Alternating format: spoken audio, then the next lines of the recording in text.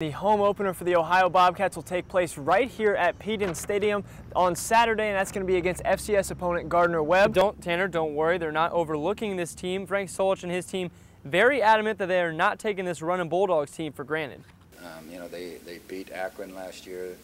They have a new coach. There's new enthusiasm. They won their opening ball game, and so we're counting on having our hands full and needing to play great football in order to get it done. We don't look at any team as being down or you know, below us or anything.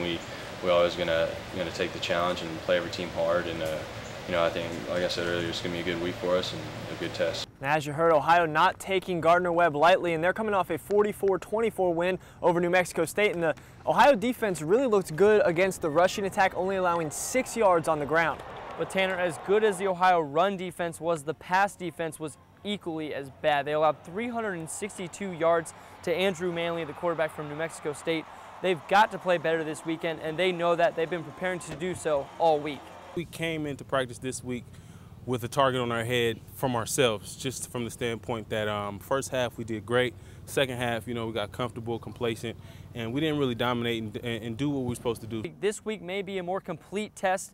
A very balanced offense, 220 yards rushing for Gardner-Webb, 217 passing last week.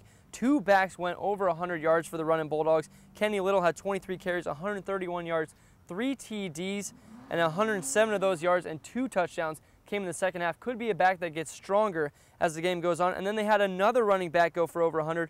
That's Juwan Blunt, 14 carries, 102 yards.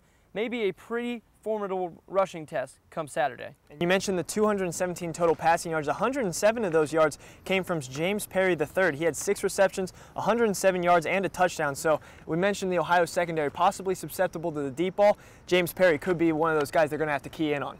Now on the offensive side of the ball for Ohio, they had a field day rushing the ball against New Mexico State, 241 yards on the ground, and that's going to be great news because this week the Runnin Bulldogs, they gave up 245 yards last week.